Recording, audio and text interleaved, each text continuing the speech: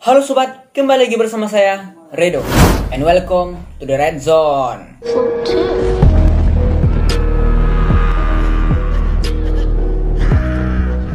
SCP ini akan memasukkan manusia ke dalam lubang rongga yang ada di perutnya itu, sehingga akan menyebabkan sang korban menjadi buta serta perubahan drastis pada pikirannya.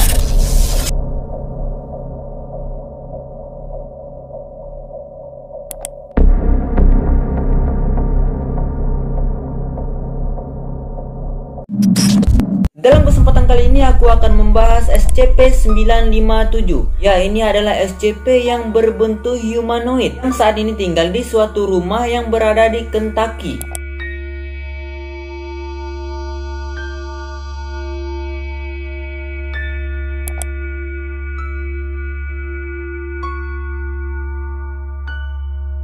SCP-957 ini memiliki tinggi yaitu 2 meter dengan berat tubuh yaitu mencapai 75 kg.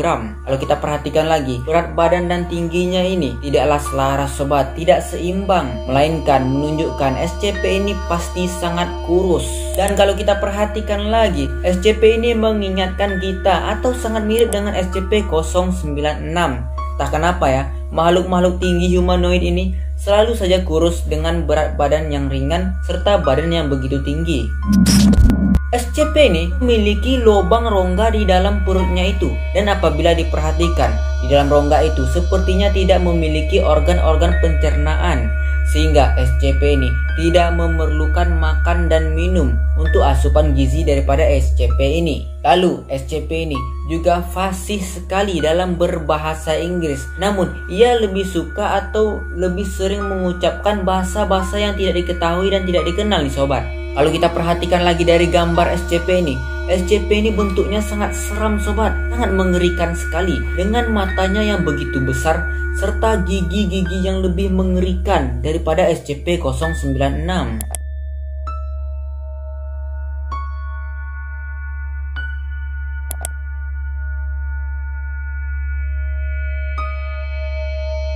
Karena SCP ini tidak memerlukan makan dan minum, aku jadi teringat dengan eksperimen yang ada di Rusia sobat, yaitu Russian Sleep, yang mana di situ ada eksperimen untuk tidak tidur, sehingga korbannya itu tidak memerlukan makan dan minum karena eksperimen ini. Dan eksperimen ini pun menjadi gagal. Dan bentuk dari orang-orang yang dilakukan eksperimen ini kurang lebih seperti SCP-957 ini.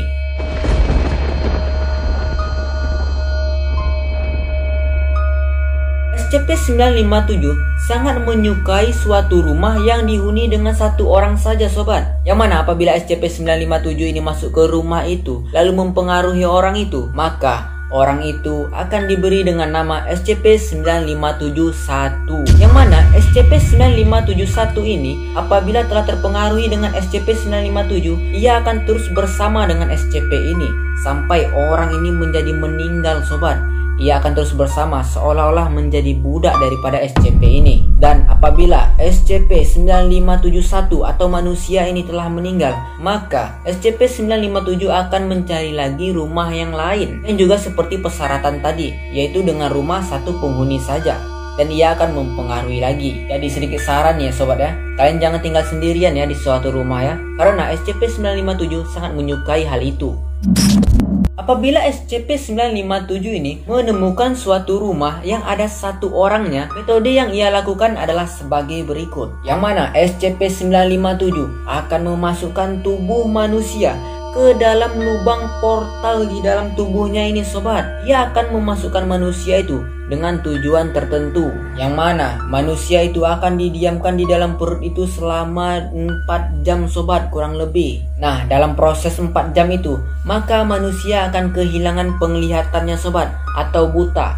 Lalu akan terjadi perubahan drastis pada memorinya. Orang-orang sekitar akan percaya orang ini akan buta sepanjang hidupnya, serta akan melihat SCP-957 merupakan orang terdekat daripada orang ini atau kerabat daripada orang ini. Orang-orang sekitar pun mulai terpengaruhi. Dan dengan kondisi demikian juga, orang-orang sekitar atau orang yang melihat orang yang telah buta ini akan merasa iba dan sangat kasihan kepada orang ini karena ia tidak dapat melihat lagi.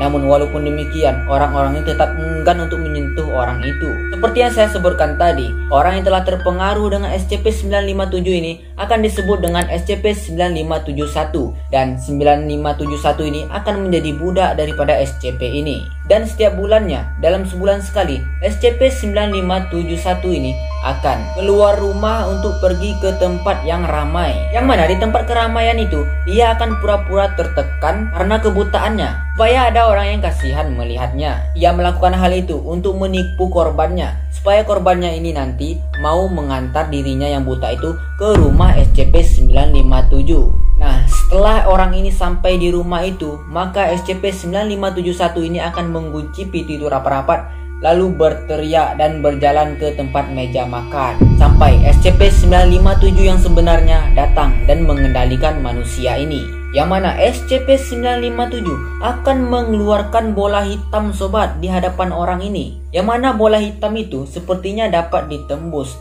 namun zat-zatnya itu tidak diketahui sobat, bola hitam apakah ini. Yang mana zat ini akan bertahan seperti 3 jam atau setengah jam atau 27 menit sobat. Tergantung dari ketahanan bola ini. Yang mana akibat dari zat hitam atau bola hitam ini akan menyebabkan perubahan ekstrim pada manusia. Manusia itu akan menjadi tumpukan-tumpukan organ atau gumpalan-gumpalan daging. Dan gumpalan-gumpalan daging inilah yang nantinya akan dimakan oleh SCP-9571. Lalu sisanya akan dibawa ke tempat perapian rumah. Wow. Jadi secara tidak langsung ya, ini merupakan proses kanibalisme ya. Waduh, sangat-sangat mengerikan sekali sobat.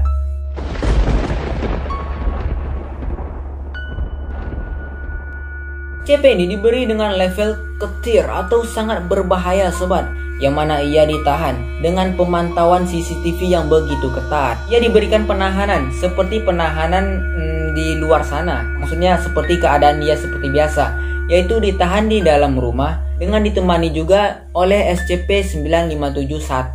Lalu akan disiapkan juga tahanan kelas D, yang mana ini adalah tahanan yang akan digunakan oleh SCP Foundation untuk meminimalisir paparan dari SCP ini apabila SCP ini akan beraksi. Dan subjek kelas D ini akan digunakan apabila SCP-9571 pura-pura kebutaan atau pura-pura menderita karena tidak bisa melihat.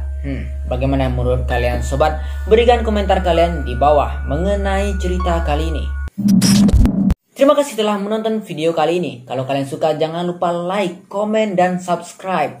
Sampai jumpa lagi di lain waktu. Follow Instagram saya @renaldoredo. See you next time and bye.